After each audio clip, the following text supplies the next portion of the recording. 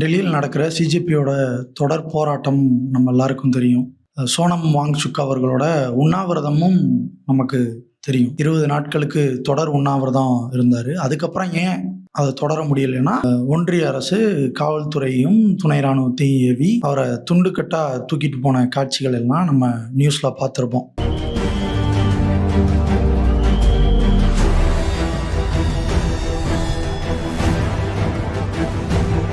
மாணவர்களோட போராட்டம் எதுக்குன்றத முதல்ல பார்த்துருவோம். நிறைய பேருக்கு தெரிஞ்சிருக்கும். தெரியாமல் அவேர்னஸ் இல்லாமல் இருக்கவங்களுக்கு முதல்ல அதை சொல்லிடுறேன். நீட் வினாத்தாள் கசிவு இது இன்னைக்கு நேற்று நடக்குதான்னா இல்லை. நீட்டோட ஆரம்ப காலங்கள்ல இருந்தே நீட்டோட அந்த வரையறைகளில் சில தவறுகள் நடந்துக்கிட்டே இருக்கு தொடர்ந்து.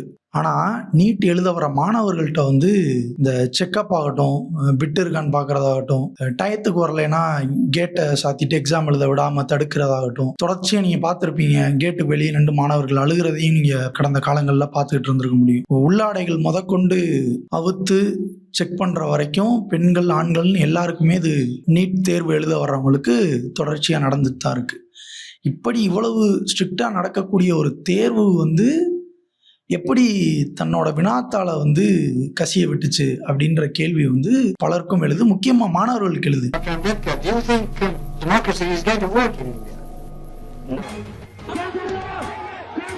தன்னுடைய மருத்துவர் கனவு அப்படின்றது நீர்த்து போனதும், சூசைட் பண்ணிக்கிறதும் நீங்கள் நிறைய பேரை பார்த்துருப்பீங்க. இப்போ வரைக்கும் நிறைய மாணவர்கள் நீட்னால பாதிக்கப்பட்டு சூசைட் பண்ணியிருந்திருக்காங்க. இதுக்கு முக்கிய அடையாளம் அனிதா அவர்கள். 10th 12th நிறைய மார்க் எடுத்தேன். எங்கள் அப்பா திருச்சியில் மூட்டை தூக்கி தான் எங்களை படிக்க வச்சாரு. ரொம்ப கஷ்டப்படுற ஃபேமிலி தான். எனக்கு MBBS படிக்கணும்னு கனவு. ஆனால் இந்த நீட் எக்ஸாம்னு ஒன்று வந்ததுனால என்னால் படிக்க முடியல, அதில் படித்து செலக்ட் ஆக முடியல. நீட் தேர்வு கொண்டு வரப்பட்ட அந்த நேரத்தில் நல்ல ஒரு மதிப்பெண் 12th ஸ்டாண்டர்ட்ல எடுத்தும் அதுக்கு மேல மருத்துவராகக்கூடிய கனவு நீட்னால சிதைக்கப்பட்டதுனால இழந்த உயிர்கள்ல முதலும் முக்கியமான உயிர் அனிதா அவர்களுடைய மரணம். அப்படி இந்த நீட்னால தொடர்ந்து மாணவர்கள் இந்திய அளவுல பாதிக்கப்பட்டு வராங்க. இதுக்கு இன்னைக்கு நேத்து இல்ல, தொடர் போராட்டங்கள் அங்கெங்கே அப்பப்ப நடந்துட்டு இருந்தாலும் இப்ப ரீசெண்டா நடந்த இந்த நீட் கொஸ்டின் பேப்பர் லீக்ன்றது மாணவர்களை ரொம்ப கொதிப்படைய செஞ்சிருக்கு. முக்கியமா வட இந்திய மாணவர்கள், குறிப்பா இந்த காக்ரோச் ஜனதா பார்ட்டி, உங்க எல்லாருக்கும் தெரியும், மாணவர்களை, வேலையில்லாத மாணவர்களை பெரும் கரப்பாம்பூச்சி அப்படின்னு சொல்லப்பட்டதன் விளைவு மாணவர்கள் அதையே ஒரு இயக்கமா மாத்திருக்காங்க. அது இன்னைக்கு வளர்ந்து ஒரு முக்கியமான போராட்டத்தையும், போராட்டம் சொல்றதோட ஒரு புரட்சின்னு சொல்லலாம். இந்த புரட்சி எதுக்காக கிளம்பி இருக்கு அப்படின்னா, இந்த நீட் வினாத்தாள் கசிவுன்றத மட்டும் இல்லாம நம்ம தர்மேந்திர பிரதான் மத்திய கல்வி அமைச்சர் பதவி விலகணும் அப்படின்னும், டிரான்ஸ்பரன்சி இருக்கணும், அடுத்தடுத்த தேர்வுகளில் டிரான்ஸ்பரன்சி இருக்கணும் அப்படின்ற சில குறிப்பான விஷயங்களை இந்த புரட்சியானது கடந்த 1 மாத காலமாக நடந்துகிட்டு இருக்கு. இதில் சோனம் வாங்சுக் உங்க எல்லாருக்கும் தெரிஞ்சிருக்கும். தெரியாதவங்க நீங்கள் கூகுள் பண்ணி பார்த்துக்கலாம். அவர் நிறையா கான்ட்ரிபியூஷன்ஸ்லாம் பண்ணியிருக்காரு இந்தியன் ஆர்மிக்கு.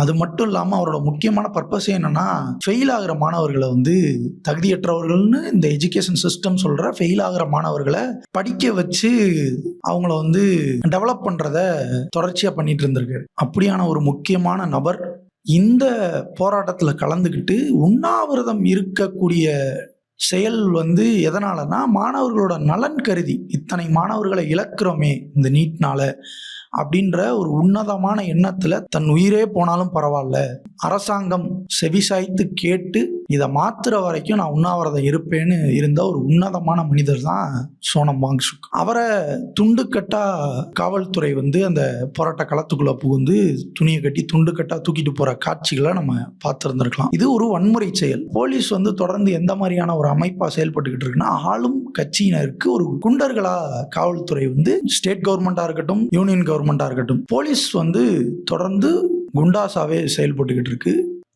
இப்போ இந்த போராட்டங்களை தாண்டி சோனம் வாங்சுக்கை தூக்கிட்டு போனதுக்கப்புறம் மாணவர்கள்லாம் என்ன பண்ணுறாங்க, அணியா திரண்டு நாடாளுமன்றத்தை நோக்கி ப்ரொட்டஸ்ட் பண்ணி போகிறாங்க. அதையும் வந்து துணை ராணுவம், போலீஸ் படை எல்லாம் வச்சு தடுத்து அடித்து திருப்பி அனுப்பிடுறாங்க. இதில் முக்கியமாக நம்ம பார்க்கறது என்னென்னா, நிறைய சம்பவ களத்துலேருந்து வர்ற வீடியோ ஃபுட்டேஜ் வந்து ரொம்ப ஹாண்டிங்காக இருக்குது. என்ன விஷயம்னா, அவங்க வந்து போலீஸார் அடிக்கிற அந்த லத்தி இருக்குல்ல, அந்த லத்தியில் வந்து நெயில்ஸ் ஆணிகள் வந்து பொதிக்கப்பட்டு அதை வச்சு மாணவர்களை தாக்குறதா வீடியோக்கள் நிறைய சோஷியல் மீடியாவில் இருக்கு. அவங்க களத்தில் இருக்கிறவங்களே எடுத்து அந்த கட்டையை எடுத்து அதில் நெயில்ஸ் இருக்கிறதையும் எடுத்து பதிவிடுறத நம்ம பார்க்க மிகப்பெரிய வன்முறை செயல்.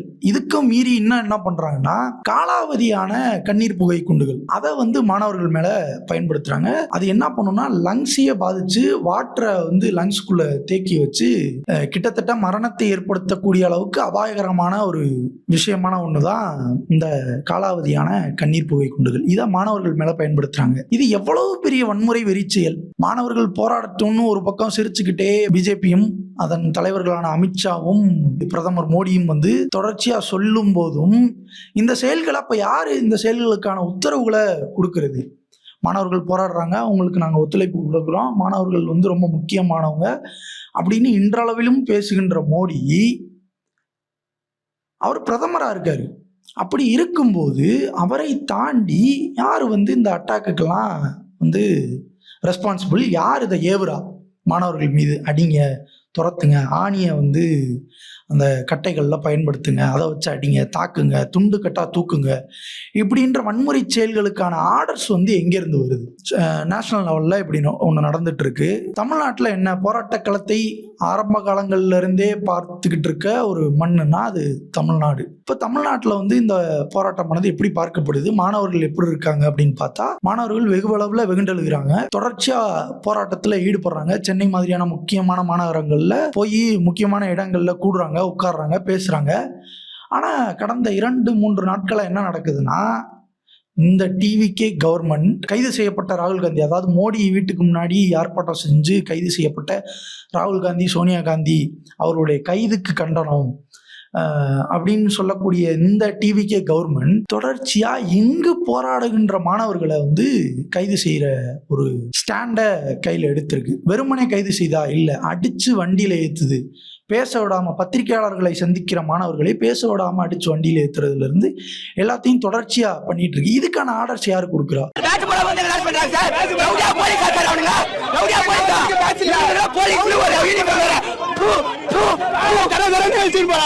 இது போல பண்ணா நான் எங்க வேணும் சார்?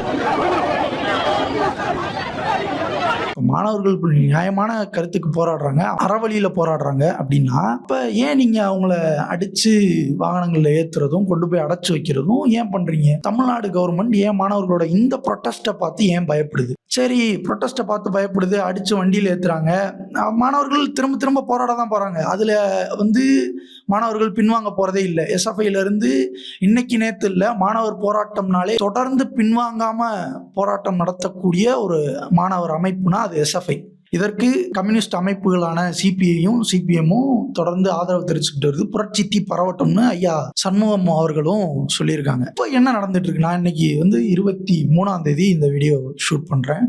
இன்னைக்கு என்ன நடக்குதுன்னா, ஜனநாயகன் படம் வந்து ரிலீஸ். ஓகே, எனக்கு புரியுது, ஆஸ் அ ஃபேனாக நீங்கள் இதெல்லாம் கொண்டாடுவீங்க. ஒரு கட்டுப்பாடற்ற கொண்டாட்டமாக இது இருக்க போகுதுன்றது நமக்கு தெரிஞ்சது தான். இது இன்னைக்கு நேற்று இல்லை, தொடர்ந்து வரிசையாக விஜய் அவர்களுடைய படம் ரிலீஸ் ஆகுறப்பெல்லாம் இந்த நடத்தைன்றது நடந்துக்கிட்டு இருக்கு. இது நீங்கள் கொண்டாடுறதோ இல்லை கூட்டமாக போய் உள்ளே போய் சேர்களை உடைக்கிறதோ இல்லை அதை அந்த படங்களை பார்க்குறதோ உள்ளே கத்துறதோ இல்லை வெளியே வந்து ப்ரெஸ் மீட் கொடுக்குறதோ அது பிரச்சனை கிடையாதுங்க. இன்னைக்கு தேதிக்கு தொடர்ந்து இந்திய அளவில் மாணவர்கள் எல்லாம் நீட் தேர்வை எதிர்த்து போராடி கொண்டிருக்கும் போது அவர்களை அடித்து துன்புறுத்தி அவர்களை காவல் நிலையங்களுக்கும் வேற ஏதாவது மண்டபங்களுக்கும் கொண்டு போய் அடைச்சி வச்சு அவங்கள போராட விடாமல் பண்ணிட்டு கிட்டத்தட்ட என்ன பண்ணியிருக்காங்கன்னா, இன்னும் மாணவர்கள் வந்துருவாங்கன்னு சொல்லி ஏற்கனவே பல்வேறு போராட்டங்களை எடுத்து நடத்தியிருப்பாங்கல்ல, அந்த மாதிரியான மாணவர்களை தொடர்ந்து கல்லூரிக்குள்ளேயே புகுந்து அவங்க போராடுறதுக்கு முன்னாடியே அவங்கள அரெஸ்ட் பண்ணுற காட்சியையும் நம்ம செய்திகளில் பார்க்க முடியுது. இப்போ அதுக்கிடையில் ஜனநாயகன் ரிலீஸு, அதை கொண்டாடுறதுக்கு ஒரு கூட்டம். காலையில், இன்னைக்கு தேதிக்கு காலையில் அமைச்சர்கள் எல்லாரும் நேரடியாக போய் திரையரங்குகளில் போய்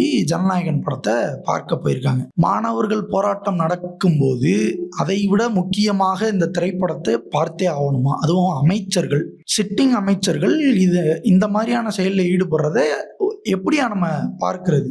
சரி, படம் ரிலீஸ் ஆகுது, இதோட நின்றுமா அப்படின்னா, மாணவர்களுக்கு எந்த விதமான, இந்த மாதிரி நீட் தேர்வை எதிர்த்து போராடக்கூடிய மாணவர்களுக்கும் அல்லது உண்ணாவிரதம் 20 நாளாக உண்ணாவிரதம் இருந்த சோனம் வாங்சுக்குக்கோ எந்த விதமான பதிவோ இல்லை ஒரு ப்ரெஸ் மீட்டோ இல்லை ஒரு அறிக்கையோ விடாத இந்த தாவேக அரசும் அதன் தலைவருமான விஜய் அவர்களும் ஜனநாயகன் ரிலீஸுக்கு அவருடைய தனிப்பட்ட சமூக வலைதள பக்கங்களில் டிரான்சிஷன் எடிட் போட்டு விளையாண்டுக்கிட்டு இருக்காரு. ஒரு 5ஆம் கிளாஸ் படிக்கிற பையன் கூட இந்த அளவுக்கு சீன் போட மாட்டான். நீங்கள் முதலமைச்சர் ஆயிட்டீங்க, இப்போ நீங்கள் என்ன பணியை செய்யணுமோ அதை விட்டுட்டு டிரான்சிஷன் எடிட் போடுறது ஒரு முதலமைச்சருக்கான ஒரு நற்பண்பா அப்படின்னு மாணவர்களான எல்லாருக்குமே அந்த கேள்வி இருக்குது. முக்கியமான அரசியல் தலைவர்களுக்கும் இந்த கேள்வியானது எழுது. உங்களை ஆதரித்தவர்களுக்கும் இந்த கேள்வி எழும். கம்யூனிஸ்ட் கட்சிகளான சிபிஐயும் சிபிஎம்மும் இன்னைக்கு வேணால் தற்கூரிஸ்டுகளாக தற்காலிக அரசியல் சூழல் காரணமாக மாறி இருக்கலாம். ஆனால் கம்யூனிச சித்தாந்தம் என்பது அவர்களுக்குள்ளே இருக்குது அப்படின்னா அவங்க தொடர்ந்து இதுக்குள்ளே இருக்க மாட்டாங்க. என்னைக்குனாலும் வெடித்து அது ஒரு மிகப்பெரிய போராட்டமாக இருக்கும். இன்னொன்று குறிப்பாக நான் ஒன்று கவனித்தேன். ஒரு பொண்ணு அவங்க போராட்ட களத்துலேருந்து இந்த வீடியோ ஒன்று வைரல் ஆச்சு. சென்னையில் தான் நினைக்கிறேன். அந்த பொண்ணு அவங்க பேசுகிறாங்க, மோடியை விடவும் தமிழக முதல்வர் விஜயை விடவும் அதிக அளவு நான் ப்ரெஸ்ஸை பார்த்துட்டேன், பாலிமர் சேனலும் அவங்களுக்கு கொடுக்கப்பட்ட பேட்டியும் நான் பண்ணிட்டேன், இன்னும் முதலமைச்சரோ இல்லை பிரதமர் மோடியோ ப்ரெஸ்ஸை சந்திக்கிறது இல்லை, அவங்களோட நான் அதிகமாக ப்ரெஸ்ஸை சந்திச்சிட்டேன் அப்படின்னு சொல்கிறது இருக்குல்ல. இது உங்களுக்கான பின்னடைவு தான். ஒரு ஆட்சியாளர்களாக உங்களுக்கான பின்னடைவு. நீங்கள் வெறும் இந்த முட்டாள் கூட்டங்களை வைத்துக்கொண்டு வெறும் ஒரு படத்தை மட்டும் வச்சுக்கிட்டு நீங்கள் வெற்றி பெற்றலாம், இல்லை தொடர்ந்து ஆட்சியை நடத்திடலாம்னு நினைக்கிறது மிகப்பெரிய முட்டாள்தனம். நியூஸ் தமிழ் மாதிரியான மாமா பசங்க இருக்காங்கல்ல, அவன் இன்னைக்கு காலையில் போடுறான், தொடர் போராட்டங்கள் மாணவர்கள் மத்தியில் நடந்துக்கிட்டு இருக்கு, சென்னையில் அங்கங்கே போய் போராட முற்படுறாங்க, அவங்கெல்லாம் கைதுக்கு உள்ளாக்கப்படுறாங்க, ஹேண்டிகேப்டாக இருக்கக்கூடிய மாணவர்களை போலீஸ் கையாளுற விதங்களையும் நீங்கள் தொடர்ச்சியாக தொலைக்காட்சியில் பார்க்கலாம். ஆனால் இந்த மாதிரியான செய்திகள் எல்லாம் ஒத்தி வச்சுட்டு நியூஸ் தமிழ் மாமா பையன் என்ன போடுறான்னா, ஜனநாயகன் திருவிழா அப்படின்னு போட்டு எந்தெந்த தேட்டர்லாம் ஜனநாயகன் ஹவுஸ்ஃபுல்னு போட்டுட்டு இருக்கான். இது எவ்வளவு பெரிய கேவலமான ஒரு மட்டமான ஒரு செய்தியா இருக்க முடியும்? அஸ் அ நியூஸ் சேனலா அவன் தான் மாணவர்களோட எழுச்சி எப்படி இருக்கு, அதுக்கு மத்தியில் இப்படியான ஒரு தமிழக அரசினுடைய இப்படியான ஒரு செயல் என்னவா பார்க்கப்படுது? ஏன்னா மாணவர்களை தொடர்ந்து சந்திக்காம எந்த ஒரு போராட்ட களத்தையுமே பார்க்காம ஒரு கட்சி ஆட்சி அமைச்சிருச்சு. அது எப்படினாலும் நடக்கும், ஹியூமன் எரரில் என்னன்னாலும் நடக்கும். ஆனால் அந்த எரர் தொடர்ச்சியாக இருக்குமா அப்படின்னா இருக்கிறதுக்கான எந்த விதமான சாத்தியக்கூறுகளும் கிடையாது. மாணவர் அத்தனை பேரும் போராடிக்கிட்டு இருக்காங்க. அந்த சூழ்நிலையில் அமைச்சர்கள்லேருந்து எல்லாருமே போய் ஜனநாயகன் படத்தை பார்க்குறது இருக்குல்ல, அது ஒரு கேவலகரமான ஒரு மட்டமான செயல். நேஷனல் மீடியாவும் இதை எடுத்து பேசுதா அப்படின்னா அவங்க போராடுகின்ற மாணவர்கள்ட்ட போய் ராகுல் காந்திக்கு சப்போர்ட்டா அப்படின்னு கேட்கக்கூடிய கேள்விகள் எல்லாம் மிகவும் மட்டகரமான செயல். ஜனநாயகத்தின் 4வது தூணாக பார்க்கப்படுகின்ற இந்த செய்தி ஊடகங்கள் மிகவும் மட்டமான, ஒரு சார்பட்சமான, எந்தவித அடிப்படை அறிவுமின்றி செயல்பட்டுக்கிட்டு இருக்கு. முக்கியமா இந்த நியூஸ் தமிழ் மாமா பையன், நீ நியூஸ் சேனல்ன்றதை விட்டுட்டு தனிப்பட்ட டிவிகே கவர்மெண்ட்டுக்கு ஐடி விங்கா செயல்படுறீங்கன்னா ஐடி விங்குன்னு போட்டு ப்ரொபகண்டா போடு. நீ ப்ரொபகண்டா தான் பண்ற. முக்கியமா அந்த கௌதமி அப்படின்ற அந்த நியூஸ் ரீடர், கேவலமா இல்லையா உங்களுக்கு? வெக்கமே இல்லாம ஜனநாயகன் திரைப்பட திருவிழான்னு போட்டு வெக்கம் இல்லாம சிரிக்கிறீங்க. எப்படி அதை கொண்டாட முடியுது உங்களால? இது மட்டும் இல்லை, இன்னும் நியூஸ் தமிழ்ல நிறைய பேர் இருக்கானுங்க. நான் பேர் சொல்லி நான் சொல்ல விரும்பல. ஒரு ப்ரெஸ் மீட் கொடுக்க துப்பு இல்லைன்னு ஒரு பெண் போராட்ட களத்துல இருந்து கேட்குறாங்க. யாரை கேட்குறாங்கன்னா, ஆளும் கட்சியான ஒன்றிய பாஜகவையும் தமிழக தாவேக அரசையும் கேட்குறாங்க. வெக்கமா இல்லையா? இதுக்கு மேலே நீங்கள் இந்த படங்களை கொண்டாடுகிற அந்த விஷயம் இருக்குல்ல, படத்தில் தான் வசனம் பேசுறீங்கல்ல, மாணவர்களுக்கு ஒன்றா வருவேன், தனியாக நின்று நான் வெட்டி சாச்சிருவேன், மலையை உடச்சிருவேன்னு பேசுகிறீங்கல்ல, கத்தி படத்தில் கொடுத்த மாதிரி ஒரே ஒரு ப்ரெஸ் மீட் பேப்பர் இல்லாமல் கொடுங்க. மாணவர்களே இப்படி செய்கிறாங்க, நான் மாணவர்களுக்கு ஆதரவு, எங்கேனாலும் போராடுங்க அப்படின்ற ஒரு ஆதரவு நேர்காணலாக பத்திரிக்கைக்கு கொடுங்க.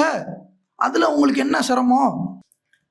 இப்பேற்பட்ட சூழல்லையும் நான் ஜனநாயகன் படத்தை கொண்டாடுறதான் ஒரு அரசாங்கத்தினுடைய தலையாய கடமைனா, உங்கள் கவர்மெண்ட் ரொம்ப காலம் நீடிக்காது. அது உங்களுக்கு புரியலை. அஸ் அ ஜேர்னலிஸ்டாக நான் சொல்கிறேன், இந்த மாதிரியான போக்கில் நீங்கள் தொடர்ச்சியாக இருந்தீங்கன்னா, பேசுகின்ற ஜேர்னலிஸ்ட்டை வாயை கட்டுறது, சோஷியல் மீடியாவில் உங்கள் ஆட்சியின் மீதான விமர்சனங்களை வைக்கிறவங்கள நீங்கள் தொடர்ச்சியாக கைது பண்ணுறதும், நீங்கள் மாற்றுக் கட்சியினரை கைது பண்ணாதீங்க, அதெல்லாம் பர்சனல் வெஞ்சன்ஸு.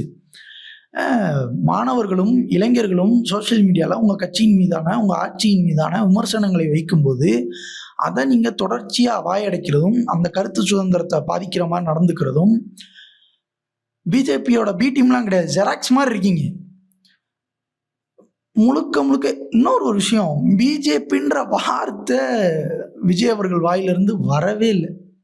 மேடையை போட்டு பேசினா கூட வீராவேசமாக பேசுகிற பஞ்சு டைலாக் கூட வருது. இந்த செய்கைகள்லாம் நீங்கள் மோடியை பார்த்து அல்லது பத்திரிகையிலிருந்து மோடி அவர்களை பார்த்து செய்ய முடியுமா? செய்கிறதுக்கு உங்களுக்கு நெஞ்சளவிலும் திராணி இருக்கா? கொஞ்சம் மாணவர்களுக்கு இருக்க இந்த நெஞ்சுரம், போராடுகின்ற மாணவர்களுக்கு இருக்க இந்த நெஞ்சுரம், அரசாங்க ஆட்சியில் உட்கார்ந்து ஆளுகின்ற உங்களுக்கு கொஞ்சமேனும் இல்லையன்றதான் மிகப்பெரிய வருத்தம். அதை கொண்டாடுகிற ஒரு கூட்டம் இங்கே இருக்கின்றது இன்னும் மேலான வருத்தம். மாணவர்கள் போராடிக்கிட்டு இருக்கையில் அதே வயசுடைய இன்னும் சில மூளை மழுங்கடிக்கப்பட்ட ஒரு கூட்டம்ன்றது இன்னைக்கு காலையில் போய் ஜனநாயகன் படத்தை கொண்டாடுகிற ஒரு செயல் இருக்குல்ல, அவன் கொண்டாடுவான். அவன் ஒரு பொறுப்பற்ற இடத்துல இருக்கான். பொறுப்புள்ள அரசாங்கமாக மாறினதுக்கப்புறம் நீங்கள்லாம் ஆட்சியாளர்களாக போய் அந்த படத்தை கொண்டாடுறதுக்குள்ள, முக்கியமாக அமைச்சர்களாகட்டும், சபாநாயகர் பிரபாகர் ஆகட்டும், எல்லாரும் போய் படத்தை பார்க்கறது இருக்குல்ல, இது இன்னைக்கு தேதிக்கு இதுதான் அவசியமான்ற ஒரு கேள்வி வருது. இந்த சூழல் தொடர்ந்தா உங்கள் ஆட்சியின் மீது கேள்வியும் நம்பிக்கையற்ற நிலைப்பாடும் மக்கள்கிட்ட ஏற்பட்டுரும். நீங்கள் ஒரு குறிப்பிட்ட கும்பலை மட்டும்தான் நீங்கள் சாட்டிஸ்ஃபை பண்ண முடியும். வெறும் திரைப்படமும் டிரான்சிஷன் எடிட்டும் மட்டும்தான் உங்களுக்கான ஆட்சி அமைப்பாக இருந்தால் நீங்கள் குறிப்பிட்ட கூட்டத்தை மட்டும்தான் உங்களால் சாட்டிஸ்ஃபை பண்ண முடியும்.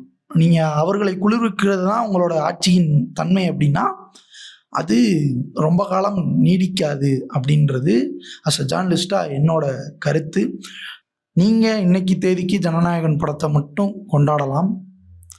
ஆனால் இது ஒரு ஜனநாயகத்தின் அழிவு அப்படின்னே நான் பார்க்குறேன். மாணவர்கள் மீதான இந்த தொடர் வன்முறை, அதை பேச தவிர்த்து ஒரு அரசாங்கம் ஒரு திரைப்படத்தை கொண்டாடுவது, இது ஜனநாயக பேரழிவு.